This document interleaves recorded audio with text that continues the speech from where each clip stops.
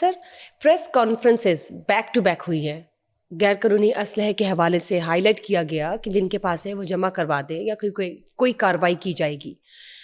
اب تک تو ایسی کوئی کارروائی سامنے نہیں آئی، آپ کیا کہنا چاہیں گے؟ آج بشرا بڑا اہم سوال کیا آپ نے، بڑا اچھا کیا یہ سوال، بڑے لوگوں کے اس پہ سوالات تھے. جی نمبر 1 آپ کو یاد ہوگا یہ چند ماہ پہلے، یہ ایک ماہ کی بات نہیں کر رہا، چند ماہ پہلے سی سی ڈی اور ہوم ڈپارٹمنٹ کے ایڈیشنل سیکرٹری بیٹھے تھے جوڈیشل میرا خیال، تو انہوں نے ایک بڑی دھواں دار اور بڑی زبردست قسم کی پریس کانفرنس کی تھی اور اعلان کیا تھا کہ جن کے پاس غیر قانونی اسلحہ ہوگا ہم یہ پکڑ لیں گے، یہ کر لیں گے، وہ کر لیں گے، جمع کرائیں. اس پریس کانفرنس کے بعد ہوا یہ کہ لوگوں نے، جو لوگ اسلحہ اپنے پاس موجود تھا وہ جمع کرانا چاہتے تھے، تو انہوں نے مختلف تھانوں میں اور خدمت سینٹرز میں رابطہ کیا.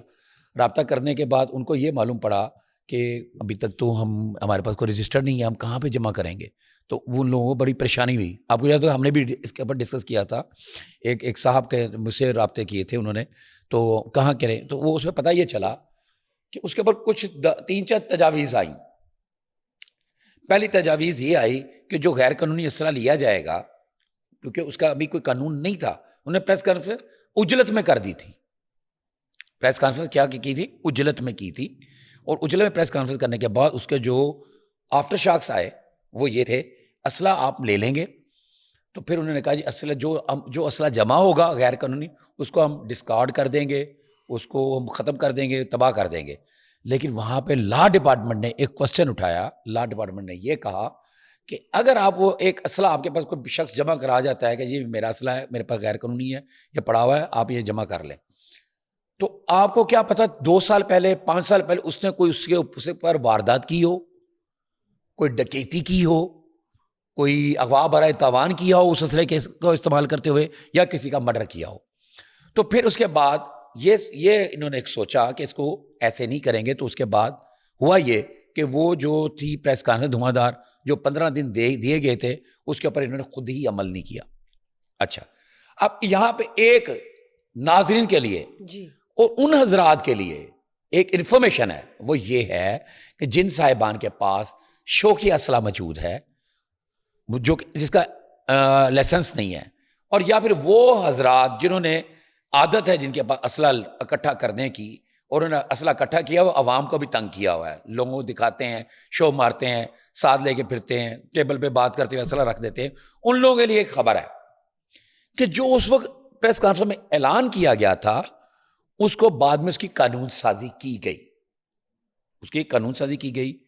غیر قانونی اسلحہ سرنڈر کرنے کا 2025 قانون بنایا گیا، جو کہ ابھی جس کو انہوں نے پبلک نہیں کیا. قانون بن چکا ہے اور کسی بھی وقت اس کا اعلان ہو سکتا ہے.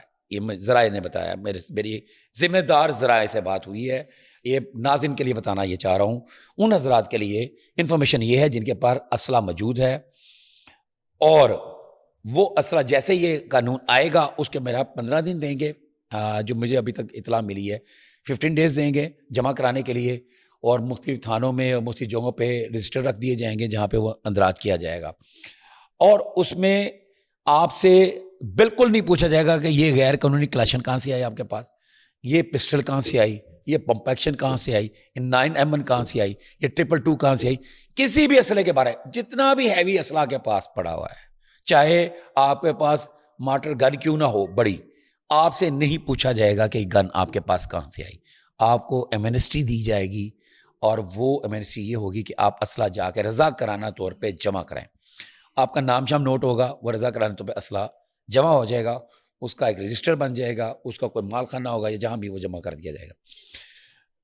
ٹھیک ہو گیا.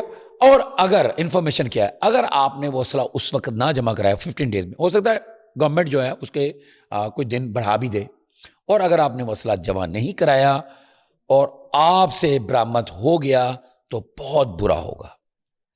اس کے لیے کیا ہوگا، آپ کو 10 سال قید ہو سکتی ہے، 20 سال قید ہو سکتی ہے، آپ کو بڑا جرمانہ ہو سکتا ہے، 10 لاکھ روپے 5 لاکھ روپے جرمانہ ہو سکتا ہے. جیسے قانون آئے گا صحیح فگر آ جائے گی سامنے. جی بالکل. لیکن میں بتا رہا ہوں اس میں کوئی کمی پیشی ہو تو آپ قبول کر لیجئے گا یا درست کر لیجئے گا. لیکن انفارمیشن میں دے رہا ہوں جی، چونکہ ابھی ہمارے پاس اس کا مسودہ نہیں ہے، اس کو جو ہے نا سیز کیا گیا ہے, قانون پاس ہو چکا ہے, اس کو بند کیا ہوا ہے اس مصوفے کو.